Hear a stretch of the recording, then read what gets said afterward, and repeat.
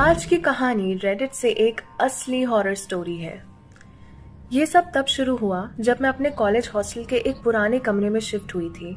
Warden ने कहा था कि कमरा थोड़ा पुराना है, लेकिन मुझे कोई दिक्कत नहीं होगी। मुझे भी लगा कि नया हॉस्टल है, थोड़ा अजीब लगना तो नॉर्मल है।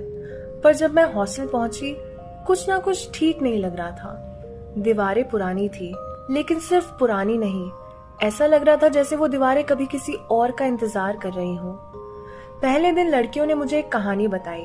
मेरे कमरे में एक लड़की रहती थी जो एक दिन अचानक गायब हो गई थी। कोई नहीं जानता था वो कहाँ गई, लेकिन उसका सामान वैसा का वैसा पड़ा था। सब कुछ वैसा ही था जैसे उसने एक पल में सब छोड़ दिया हो। मुझे ये सुन के थोड़ा अजीब जरूर लगा, लेकिन मैंने ज्यादा सीरियसली नहीं लिया। तुम जानते हो ना, लोग अफवाहें उड़ाते रहते हैं। मैंने अपना सामान रखकर एक लंबी सांस ली और अपने आप को समझाया, बस डर मत, ये सब बकवास है और सीनियर्स का तो काम ही है जूनियर से मजे लेना। लेकिन रात को कुछ और ही हुआ। रात के 2 बज रहे थे जब मेरी आंख खुली। कमरा एकदम ठंडा था और एक अजीब सी खामोशी थी। मुझे लग रहा था जैसे कोई मुझे देख रहा है। मैंने अपनी आंखें बंद कर ली और सोचने लगी कि ये सब सिर्फ मेरी सोच है। लेकिन फिर एक हल्की सी आवाज आई, जैसे कोई बेड के नीचे से कुछ बोल रहा हो। पहले तो मुझे लगा कि मेरा दिमाग का वहम है, पर फिर वो आवाज थोड़ी जोर से सुनाई दी, जैसे कोई लड़की रोने की कोशिश कर रही हो। मेरी सांसें रुक गई थी। मैं बेड से नीचे उठी, लेकिन मेरी हिम्मत नहीं हो रही थी कि बेड के नीचे देखूं।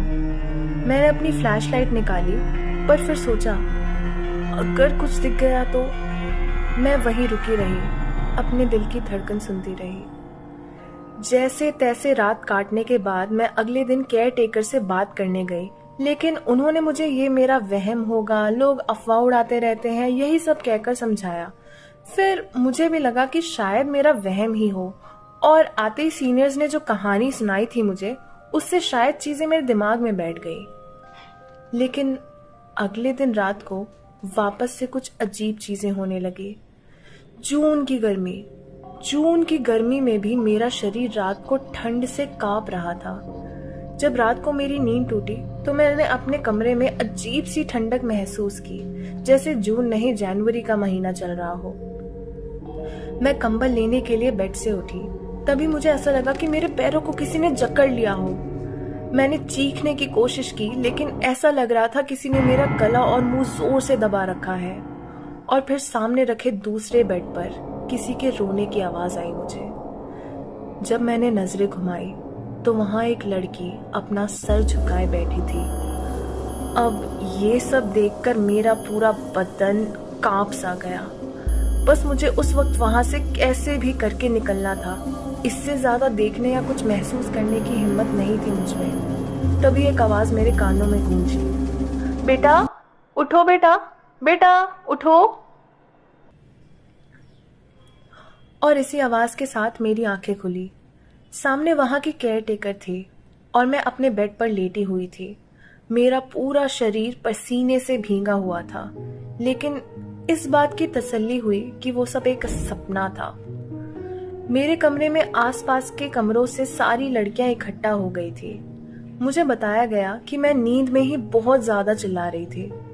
दिन में जब मैं कॉलेज जाने के लिए जूते डालने लगी, तब मैंने देखा कि मेरे पैरों पर गहरे लाल रंग के निशान हैं। ये देखकर अब वहां एक पल और गुजारना मुश्किल था मेरे लिए। कॉलेज न जाके मैं सीधा वहां के एडमिनिस्ट्रेशन के पास गई अपना कमरा चेंज करवाने, लेकिन कोई और कमरा अवेलेबल ही नहीं था। पर मुझे वो कमरा तो छोड़ना ही था, तो मैंने उसी दिन जाके पीजी देखे और फाइनली एक अच्छा पीजी कॉलेज के पास ही मिल गया। जब मैं वापस उस रूम में अपना सामान लेने आई तो एक सीनियर मेरे रूम के पास खड़ी थी। उन्होंने मुझसे रूम के इशू को लेकर पूछा, तो मैंने उन्हें बताया कि मैं ये रूम छोड़ रही हूँ। तभी उन्होंने धीरे से कहा, वो लड़की कभी यहाँ से गई ही नहीं थी। शायद तुम्हें लगता हो कि तुम अकेली हो, पर तुम्हारा रूम हमेशा से 2 लोगों का था। तभी यहाँ बाकी सभी कमरों में 2 लड़कियां हैं, लेकिन तुम्हारा कमरा सिर्फ एक ही लड़की को अलॉट हुआ, वो थी तुम। ऐसी बातें अगर कोई बोले तो यकीन सा नहीं होता, लेकिन जो उन 2 दिन में मैंने वहां झेला, उस पर तो मुझे यकीन करना ही होगा। पता नहीं वो सपना ही था या फिर आज तक मुझे लगता है कि शायद मैं कभी उस कमरे में अकेली थी ही नहीं।